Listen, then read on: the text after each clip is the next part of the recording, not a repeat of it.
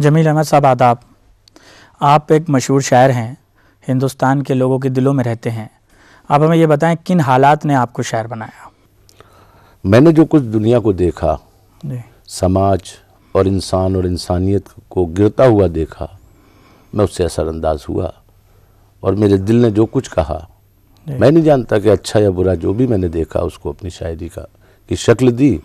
लोग पसंद फरमाते हैं, उनका कर्म है, नहीं करते तब भी मैं शायरी करता हूँ। दुनिया में एक अफरा तफरी का माहौल है, दहशत गर्दी, कौम परस्ती, ज़ात पात के झगड़े। तो इन हालात में आपकी शायरी क्या मैसेज देती है दुनिया मैं को? तो सिर्फ एक ही शेर पढ़ूंगा जी कि या रब तू दुआओं में असर पैदा कर, या रब तू दुआओं में असर पैदा कर, नफरत की सियाह शब में कमर पैदा कर। और वो कमर ऐसा हो कि जो दिलों के ऊपर और दिमागों के ऊपर एक गर्द, एक मैल आ गया है दहशत का, आपस की तासुब का, जी, उसको कोई शख्स खड़े हो के मसीहाई तौर पे ख़त्म करे। शायर बहुत हसास होता है, जज्बाती होता है, उसकी अपनी एक अलग दुनिया होती है।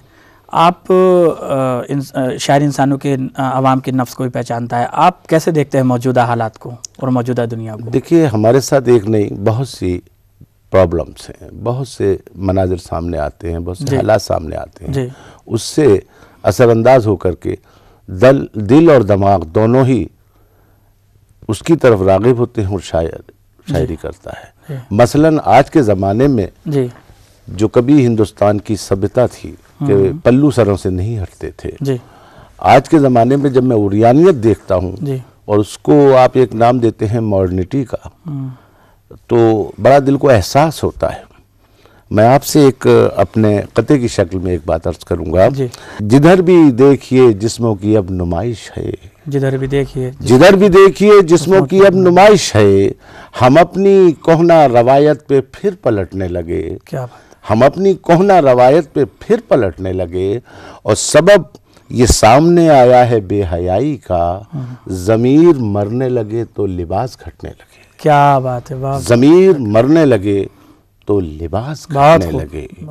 और अहद हाजिर की जो तमीज़, जो सियासत और जो मंज़र सामने आ रहे हैं तरह तरह के, चाहे वो मजहबी हों चाहे वैसे, तो मैं तो उसके बारे में एक ही बात कह सकता हूँ कि मुशाहिदा करे हर शख्स, हम कहाँ हैं और दुनिया कहाँ है।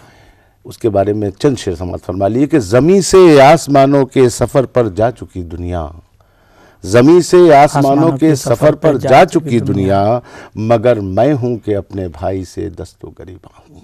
क्या? मगर मैं हूँ कि अपने भाई से दस्तो गरीबा हूँ। मैं रोशन रास्तों से बेखबर हूँ इसलिए शायद, मैं रोशन रास्तों से बेखबर हूँ इसलिए शायद, तरक्की याफ्ता दुनिया में रहकर भी परेशान। हर शायर की एक दुनिया होती है, अपनी दुनिया में वो जीता है।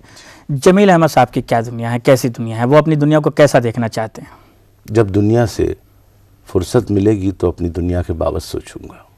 जितने सूफ़ी और ये साधु मनुष्य गुजरे हैं, इन्होंने भी अपने आप को नहीं देखा, समाज को ही सुधारा और दुनिया को देखा। जब दिल में टीस होगी तो आप गाना नहीं गा सकते। क्या आप यही कहेंगे। देखिए, मसलन एक गरीब लड़की है जिसकी शादी कैसे होगी, कब होगी, कौन करेगा? देखिए, उसका एक कर्ब है, महसूस फरमाइएगा कि कब सजाई जाएगी फूलों की सेज, कब सजाई जाएगी फूलों की सेज, कब शबे तन्हाई वापस जाएगी। और मेरे हाथों की लकीरों ये कहो, तुमसे कब मेहंदी की खुशबू आएगी। क्या बात? तुमसे कब मेहंदी की खुशबू आएगी।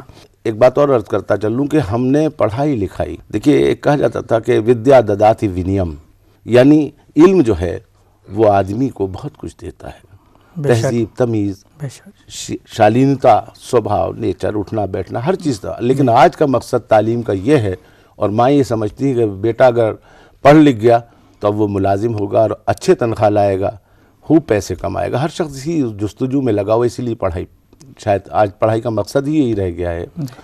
तो एक 2-3 लाइनें बर्दाश्त कर लीजिए कि जहालत के अंधेरों से निकलना मैं अपनी नई नस्ल, अपने छोटे भाइयों को भी इस शक्ल में पैगाम दे रहा हूँ कि जहालत के अंधेरों से निकलना नई नस्लों को लाजिम हो गया है। और गुलामी को समझती हैं ये माएँ, मेरा बच्चा मुलाजिम हो गया है, मेरा बच्चा मुलाजिम हो गया है।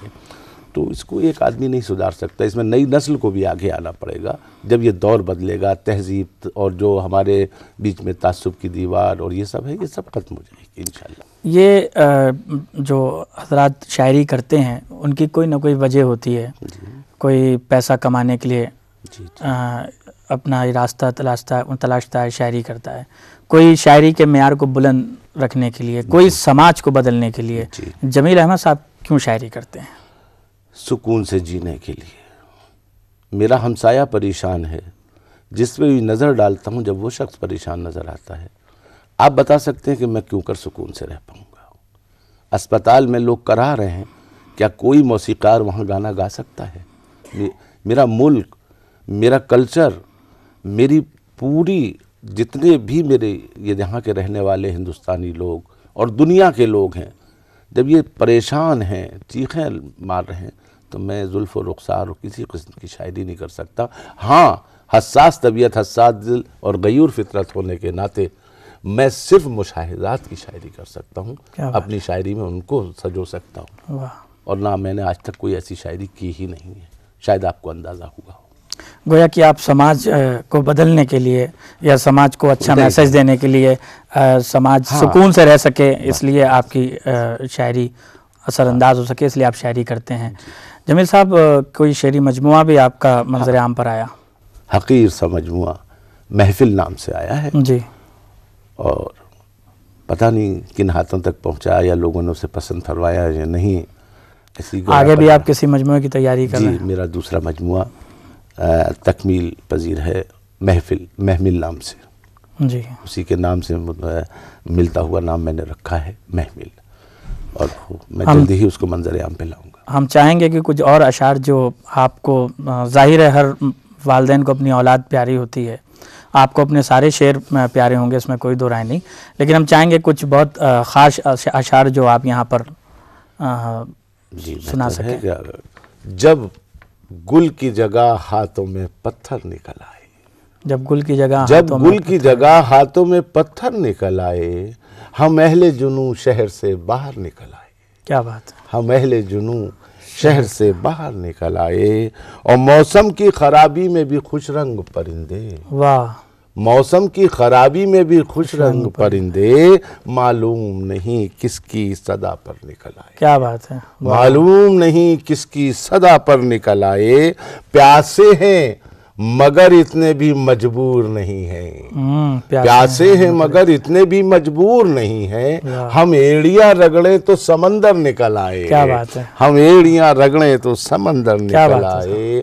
और क्या इस शेर की तह तक पहुंचिएगा कि हम, क्या कुव्वते परवाज कोई बांट रहा है, क्या कुव्वते परवाज, क्या कुव्वते परवाज कोई बांट रहा है, मफलूज दमागों के भी शह पर निकल आए, मफलूज दमागों के भी शह पर निकल आए, और सैलाब से पहले का जो नक्शा कहीं मिल जाए, सैलाब से पहले का जो नक्शा कहीं मिल जाए, मुमकिन है तेरा घर भी मेरा घर निकल आए, मुमकिन है तेरा घर भी मेरा घर निकल आए।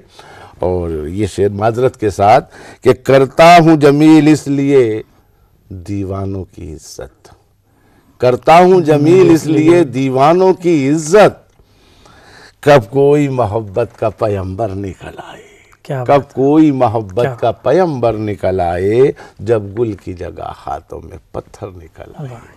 मैंने आपसे बीच में एक सवाल किया था कि कत्ल, गारतगरी और तमाम दहशतगर्दी और तमाम बुरे हालात से हम जूझ रहे हैं, जी, और इंसान का दुश्मन होता जा रहा है जी। इसके लिए आपकी शायरी मुझे मज़ीद क्या मैसेज और देती है, जिससे समाज में बड़ा बदलाव आ सके और लोगों पे असरअंदाज हो सके वो शायरी?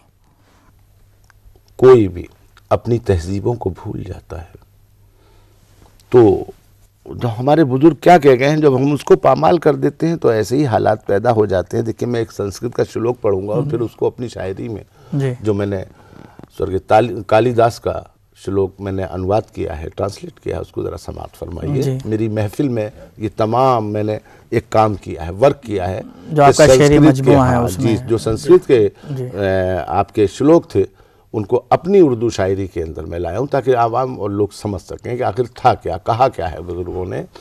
निंदन्तु नीति निपुणा यदि वा स्तुवंत, लक्ष्मी समा विशतु गच्छेत वा यथेष्टम, अद्येव मरणस्तु वा युगांतरे वा, न्यायाय पथा प्रवचलंती पदम नतीरा। मुलाजा फरमाइए कि मुझको अच्छा या बुरा कहते रहें अहले हुनर, मुझको अच्छा या बुरा कहते रहें अहले हुनर, मैं अमीरे शहर बन जाऊं या बन जाऊं फकीर। क्या बात है। अद्यो मरणस्तु वा युगांतरे वा, मैं हजारों साल जी लूं या अभी हो जाऊं फौत, गामजन हर पल रहूं बनकर सदाकत का सफीर। क्या बात है। बहुत बहुत शुक्रिया, आपसे बात की हमने, आप अच्छा लगा, आप हमारे स्टूडियो में तशरीफ लाए, बहुत शुक्रिया। करम नवाज़िश, शुक्रिया।